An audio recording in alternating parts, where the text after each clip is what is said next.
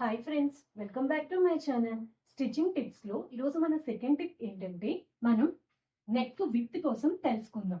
ఇక్కడ neck width formula is మన chest round ఎంత ఉంటుందో దాన్ని డివైడెడ్ బై 12 చేసి తీసుకోవాలి. ఇది మన నెక్ విడ్త్ ని ఫైండ్ చేసుకోవడానికి స్టాండర్డ్ ఫార్ములా అన్నమాట.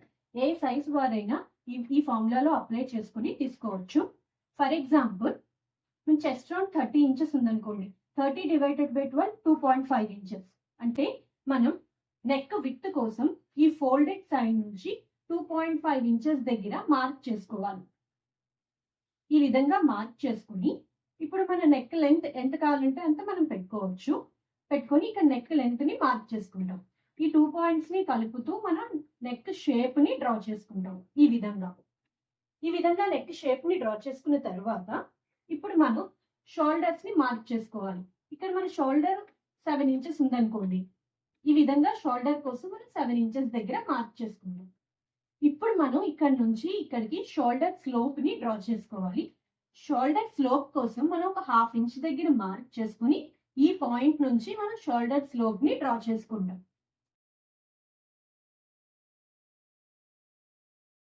ఈ విధంగా షోల్డర్ స్లోప్ ని డ్రా చేసుకున్న తర్వాత ఇప్పుడు మీకు నెక్ విడ్త్ అనేది కొంచెం వైల్డ్ గా పెట్టుకోవాలి అనుకుంటున్నారు అనుకోండి, అంటే 2.5 ఇంచెస్ కాకుండా ఒక 2.75 ఇంచ్ పెట్టుకోవాలి అనుకుంటున్నారు. అంటే ఇక్కడ మీరు ఒక 1/4 ఇంచ్ ఎక్స్ట్రా యాడ్ చేసుకోవాలి అనుకుంటున్నారు. అప్పుడు మీరు ఆ 1/4 ఇంచ్ ఎక్స్ట్రా యాడ్ చేసుకునేటప్పుడు మన ఇక్కడ ఈ లైన్ ఉంది కదా పైన, ఆ లైన్ మీద 1/4 ఇంచ్ ని యాడ్ చేసుకోకూడదు. మనం ఇక్కడ షోల్డర్ స్లోప్ ని డ్రా చేసుకున్నాం కదా, ఆ షోల్డర్ స్లోప్ మీద మనం ఎంత యాడ్ చేసుకోవాలనుకుంటున్నామో ఆ వాల్యూని యాడ్ చేసుకోవాలి. అంటే ఇక్కడ నేను ఒక 1/4 ఇంచ్ యాడ్ చేసుకోవాలి అనుకుంటున్నాను, అంటే ఇక్కడ యాడ్ చేసుకోవాలి. షోల్డర్ స్లోప్ మీద యాడ్ చేసుకుని మనం నెక్ షేప్ ని డ్రా చేసుకోవాలి.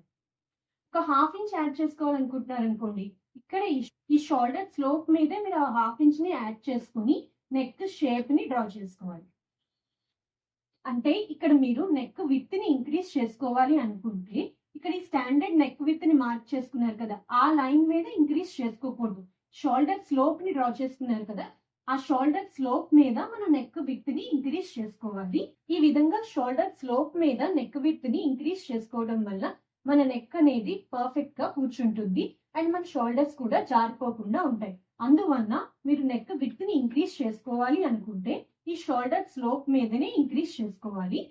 ఈ టిప్ కనుక మీకు నచ్చినట్టయితే ప్లీజ్ లైక్ చేయండి, షేర్ చేయండి. మరిన్ని స్టిచ్చింగ్ టిప్స్ కోసం నా ఛానల్ ని సబ్స్క్రైబ్ చేసుకోండి.